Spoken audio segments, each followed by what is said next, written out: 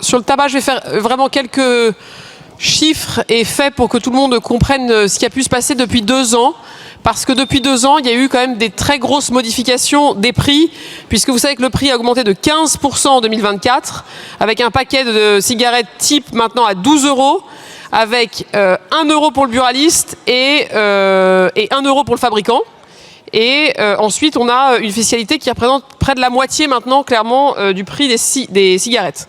Ça a amené une évolution des ventes que je dois dire intéressante, puisque effectivement, le volume a baissé de 7% par an entre 2017 et 2024. Et aujourd'hui, nous avons un taux de prévalence de tabagisme qui a fortement baissé. Il n'y a plus que chez les 18-75 ans, 16% des femmes qui fument et 20% des hommes, alors que nous étions encore dans les années 2000, plutôt autour de 30 à 40%. Aujourd'hui, les prix et les accises sur le tabac augmentent chaque année de l'inflation. Donc nous avons une tendance annuelle de hausse qui sera donc de 1,1% pour 2025. Et donc nous avons aujourd'hui des taux d'accise, de fiscalité qui représentent plus de la moitié des prix payés. En termes de comparaison européenne, il y a certes des pays qui sont beaucoup moins chers. J'ai un certain nombre de marques de cigarettes sous les yeux et de prix moyens. Mais je tiens à dire que je donne une marque assez connue en France qui est donc à un prix aujourd'hui par exemple de 12,5 €. Certes, la Belgique est à 9,90 €, mais le Royaume-Uni est à 17 €, l'Irlande est à 15 €, la Norvège est à 14 €. Donc nous sommes aujourd'hui, au fond, parmi le groupe de pays qui a les prix les plus élevés. Là où vous avez tout à fait raison, et c'est un des piliers de l'action qui est la mienne en tant que ministre chargé de la tutelle, notamment des buralistes et donc des enjeux de tabac, c'est que le sujet, il est maintenant européen. Et je le dis devant le président de la commission Valletoux, qui va, je crois, faire une proposition de résolution européenne pour nous aider dans les prochains jours à muscler notre position française. Il y a une nouvelle directive tabac en discussion au niveau européen. Nous voulons une fiscalité plus harmonisée et surtout, je le dis là, vu les quantités toujours de tabac qui circulent sur notre sol, vu les usines clandestines de cigarettes sur notre territoire, vu vraiment le travail pour les douaniers que ça représente, nous voulons revenir à une seule cartouche de cigarettes par personne, par passage des frontières intra-européennes. On est passé à 4 cartouches et aujourd'hui, ça a des conséquences assez massives sur les volumes de vente des départements transfrontaliers, notamment proches de l'Allemagne ou du Luxembourg ou encore de l'Espagne. Cette mesure-là, ou la Belgique, cette mesure-là, elle est essentielle.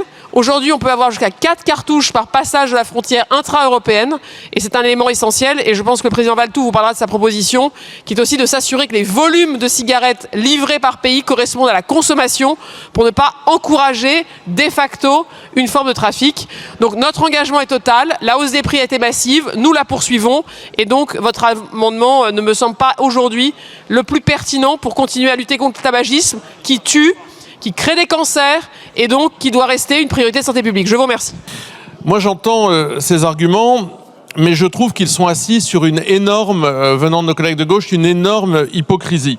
En effet, vous vous appuyez beaucoup sur des arguments de santé publique en disant il faut lutter contre les addictions. Il y a un certain nombre d'éléments qui nous disent tout ça est très toxique. Et puis en parallèle, j'entends ce que vous dites en dehors de l'hémicycle, et même d'ailleurs dans l'hémicycle, vous êtes pour la légalisation d'un certain nombre de drogues. Alors, d'abord, vos arguments sont hypocrites parce que vous êtes en train de faire naître cette fiscalité de la facilité et de l'hypocrisie. Vous savez très bien que ceux qui vont en être évidemment victimes seront les catégories les plus populaires, mais surtout vous êtes en train d'installer le grand remplacement des addictions dans notre pays, toujours plus difficile à endiguer. Les conséquences, on les connaît. Vous allez encourager un marché clandestin du tabac et des cigarettes et vous allez installer un marché officiel des drogues. Nous, on veut pas ça. Alors, s'il y a bien une personne au gouvernement, avec l'ensemble de mes collègues, qui précisément avec les douaniers, avec tous les agents des services de renseignement sous mon autorité, combat le narcotrafic, combat toutes les drogues, combat tout ce qui tue les Français, c'est effectivement la ministre que je suis.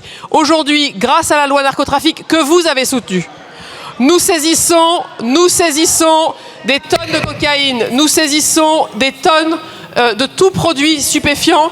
Et d'ailleurs, je tiens à dire que l'opération que nous avons menée hier à Roissy, pour notamment contrôler tous les flux qui arrivent dans ces petits colis sont essentiels parce que se cachent dans ces flux des quantités extrêmement importantes de biens extrêmement dangereux. Et la lutte contre le narcotrafic, monsieur le député, je pense devrait nous unir, ne pas créer de polémique, ne pas laisser entendre à nos concitoyens que nous voudrions légaliser je ne sais quel produit. Notre détermination est totale. Je vous remercie. Madame la Présidente. Alors, d'abord, je voudrais rappeler le contexte. Entre 2018 et 2022, il y a eu une augmentation des prix du tabac. C'est un des rares secteurs sur lequel le macronisme a été courageux, il faut le reconnaître, et que ça a entraîné une baisse assez forte de la consommation. Et en fait, l'objectif de cet amendement, c'est de vous pousser à continuer dans cette politique. Bon. Et pour répondre à monsieur Bazin, l'objectif des taxes comportementales, même si j'aime pas ce terme, c'est pas de rapporter de l'argent à la Sécu, c'est pas seulement ça, c'est de changer les comportements. Et donc si une taxe comportementale diminue parce que on arrête ou on diminue les consommations d'alcool et on diminue les consommations de tabac, eh ben c'est une bonne nouvelle. C'est une bonne nouvelle et c'est ce qui s'est passé. Et juste pour rappeler les chiffres aussi par rapport aux pays voisins. Actuellement, ce n'est que 15% de la consommation qui est, et c'est fort dans les zones transfrontalières, mais qui viennent des pays voisins, et les ventes à la sauvette, c'est 1%. Je le dis pourquoi ? Parce que l'industrie du tabac fait circuler des chiffres faux qui ne sont pas du tout scientifiques. Voilà. Alors, de façon générale, on n'est pas pour les taxes comportementales. Par contre, alors c'est quand même assez fameux d'entendre le Rassemblement national se plaindre de tout ce que nous proposons, mais ne rien proposer par rapport aux addictions et encore moins vis-à-vis du tabac. Moi, j'aimerais rappeler une petite chose, c'est que dans les mesures de prévention, au-delà des taxes, et là, j'interpelle le gouvernement, au-delà des taxes, dans les mesures de prévention, il y a l'accompagnement, il y a la santé mentale, l'addictologie. Et aujourd'hui, tous ces domaines ne reçoivent plus suffisamment d'argent. Aujourd'hui, l'hôpital public a besoin de soutien. Aujourd'hui, la santé mentale en France est abandonnée et les addictologues ont besoin d'un renfort. Alors, et les associations, j'en parle même pas, elles sont toutes en train de mettre la clé sous la porte. Donc peut-être avant de rajouter des taxes, on devrait peut-être orienter les sous vers la santé mentale et la santé française. Le Rassemblement national fait quand même un raisonnement un peu dilatoire là. Le fait de vouloir condamner ceux qui veulent taxer un peu plus le tabac en disant qu'ils sont pour toutes les drogues, je crois que quand même c'est un peu excessif. En tout cas, ce n'est pas mon cas, vous le savez. Et j'ai d'ailleurs porté une loi qui a été votée à l'unanimité de lutte contre les puffs, qui a été reprise, et j'en suis très heureux, dans une action ministérielle d'un plan entier de lutte contre le tabac qui a porté ses fruits. Et nous avons d'ailleurs des résultats très probants actuellement, et nous avons vu que la prévalence, et en particulier chez les jeunes du tabac, a énormément baissé.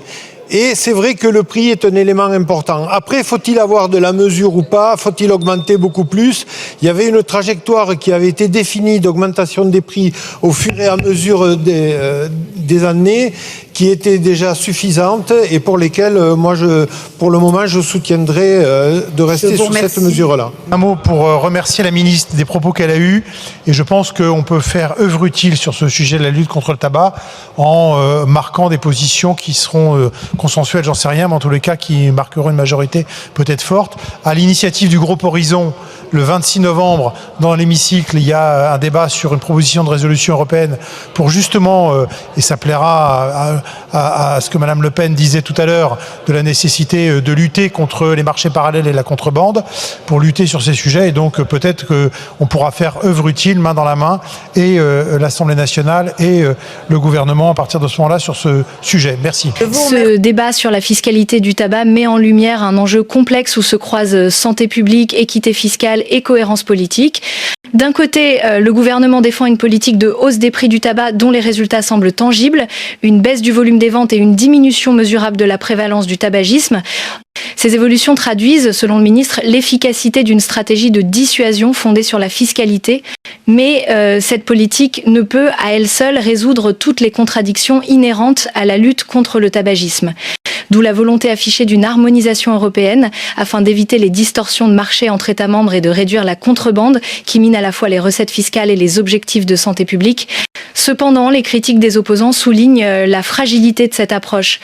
Ils dénoncent ce qu'ils considèrent comme une incohérence, pénaliser fortement les fumeurs au nom de la santé publique tout en envisageant dans le même temps la légalisation d'autres substances addictives. Ce double discours, selon eux, risque de brouiller le message gouvernemental et de nourrir un sentiment d'injustice. En outre, la hausse des prix, si elle n'est pas accompagnée de mesures sociales et sanitaires solides, pourrait simplement déplacer le problème plutôt que de le résoudre en alimentant le marché clandestin et en fragilisant les populations les plus modestes. Au cœur de ce débat, une idée fait consensus. La fiscalité seule ne suffit pas. Si elle constitue un levier puissant, elle doit s'inscrire dans une politique globale de prévention et d'accompagnement. Les opposants insistent sur la nécessité de renforcer le financement des structures d'aide, de la santé mentale et de l'éducation à la prévention. Car lutter contre les addictions, c'est aussi offrir des alternatives, un suivi et des perspectives à ceux qui peinent à s'extraire de la dépendance. Le ministre reconnaît d'ailleurs l'importance de cet équilibre entre taxation et accompagnement, tout en réaffirmant la nécessité d'une coopération européenne renforcée pour contrer les trafics illicites. Au final, ce débat illustre la tension permanente entre efficacité économique et justice sociale, entre volonté de protéger la santé publique et impératif de cohérence politique. Si l'augmentation des prix du tabac semble produire les effets escomptés, elle doit désormais s'inscrire dans une approche européenne coordonnée et dans un cadre plus large de lutte contre toutes les formes d'addiction. L'enjeu dépasse la simple fiscalité. Il s'agit de repenser la place des politiques de santé dans nos sociétés, de mieux articuler prévention, accompagnement et régulation, et de garantir que la lutte contre le tabagisme ne se fasse ni au détriment des plus fragiles, ni en contradiction avec d'autres choix législatifs. Ce débat, en somme, pose une question de fond. Comment concilier responsabilité individuelle, justice fiscale et cohérence des politiques publiques dans la lutte contre les addictions ? C'est à cette articulation exigeante mais nécessaire que devront désormais s'atteler les décideurs européens et nationaux